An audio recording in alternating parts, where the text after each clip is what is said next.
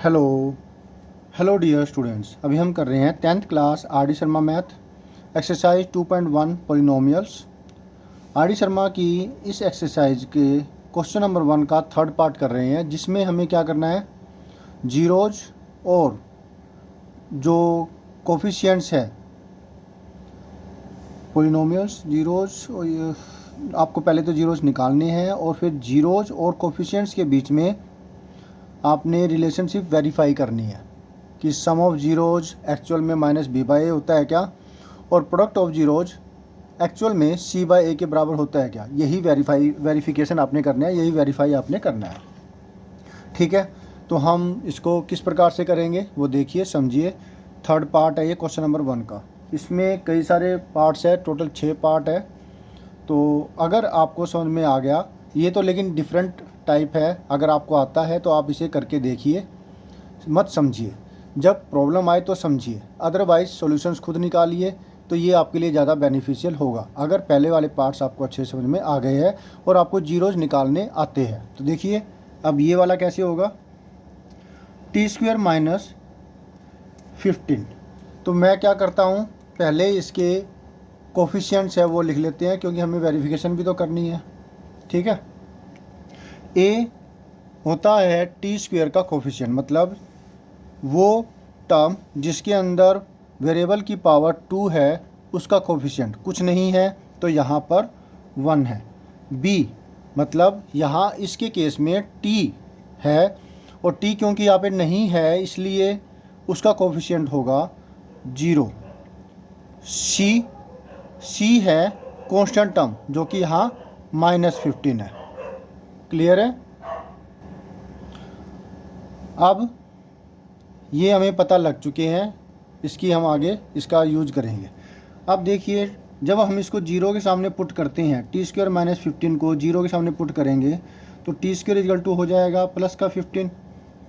ठीक है, उसके बाद तो t की वैल्यू क्या आएगी, प्लस माइनस स्क्वायर रूट 15। अब 15 परफेक्ट स्क्वायर तो है नहीं, इसलिए स्क्वायर रूट लगा के छोड़ दिया, मतलब इसके दो जीरोज आ गए, एक तो प्लस का रूट 15 और एक माइनस का रूट 15, दो जीरोज आ गए। अब सम ऑफ जीरोज निकालेंगे।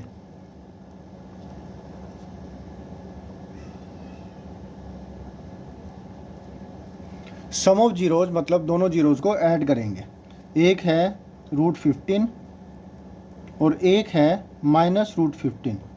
ऑब्वियसली प्लस माइनस माइनस होगा और ये दोनों कट जाएंगे। 10th क्लास में हो डायरेक्टली आप इसे काट सकते हो, फिर भी अगर सही से शो करना है तो मैं यहाँ लिख देता हूँ रूट 15 माइनस रूट 15। अब तो कट जाएंगे, आपको मिला 0। ठीक है, लेकिन इसको हम माइनस बी बाई ए के फॉर्म में लिखेंगे एक बार, माइनस बी बाई ए के फॉर्म में। ये हमें दिमाग में रखना है कि माइनस बी बाई ए के बराबर होता है, लेकिन हमें इस फॉर्म में करना है। देखते हैं कि minus B by A actual में 0 आता है क्या। b की वैल्यू पहले तो माइनस लगा दिया, b की जो कोफिशिएंट है, मतलब जो b की वैल्यू है जो कि t का कोफिशिएंट है इस क्वाड्रेटिक के केस में, वो है 0 बाई में a यानी कि 1। अब 0 बाई 1 कुछ भी हो आपको 0 ही मिलेगा। तो यानी कि जो ये वाला है जो हमने माइनस बी बाई फॉर्म से निकाला है, और ये वाला जो जीरोज के जोड़ करके निकाला है, दोनों सेम आ रहे हैं, इक्वल है, टोटल की वैल्यू 0 ही आएगी। तो यहाँ लिख देंगे, ऐसा लिखते हैं, minus coefficient of t।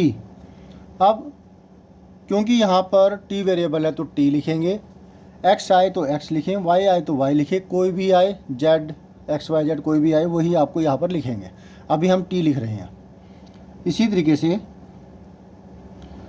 Coefficient of t², is that clear.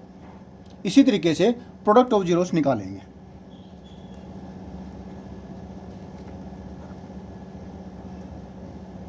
Product of zeros root 15 और दूसरा है माइनस रूट 15। याद रखिए इधर प्लस है, इधर मल्टीप्लाई आएगा। कुछ भी नहीं है तो प्लस निशान पहले लगाइए, बच्चों से गलती होती है, वो निशान की तरफ ध्यान नहीं देते हैं, इसलिए पहले माइनस का निशान लगाया, रूट 15 मल्टीप्लाई रूट 15 हुआ 15। अब इसको जैसे हमने माइनस बी बाई के फॉर्म में लिखा था, हम इसको सी बाई के फॉर्म में लिखेंगे। तो सी दिमाग में रखते हैं, सी की वैल्यू -15 है और ए की वैल्यू 1 है। हाँ ठीक को सी बाई ए, सी बाय ए। तो देख रहे हो आप सी बाय ए के फॉर्म में जो निकाला और जो ये निकाला दोनों सेम ही आएंगे, दोनों सेम ही तो है। ये भी -15 आएगा, ये भी -15 है। मैं फिर से कह रहा हूँ, ये दिमाग में रखना है, -b बाय ए, और फिर ये चीज़ें लिखनी है कि b क्या होता है, माइनस का निशान माइनस आ गया, b मतलब कि कोफिशिएंट ऑफ t, 1 मतलब कोफिशिएंट ऑफ t स्क्वायर। इसी तरीके से यहाँ पर भी लिखेंगे। नीचे तो सेम आएगा यही 1 जो कि c बाय ए है ना, कोफिशिएंट ऑफ टी स्क्वायर, और ऊपर लिखेंगे constant term, that's it.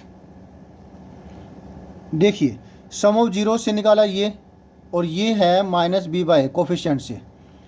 Product of zero से निकाला हमने ये, और ये है c बाय ए। तो जीरोज और कोफिशिएंट्स के बीच में रिलेशनशिप वेरिफिकेशन हो जाती है। इसे नाम दिया 1, इसे नाम दिया 2। From 1 and 2, the relationship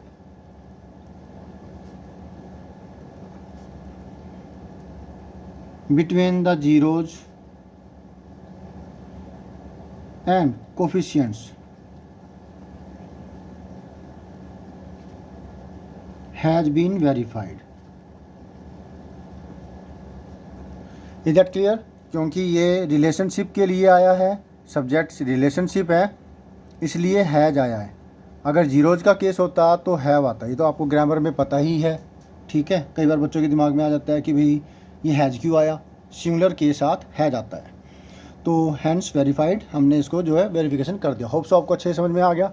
फिर भी कोई डाउट हो तो आप कमेंट्स करके पूछिएगा। तो मिलते हैं नेक्स्ट वीडियो में। Always have a great time, bye.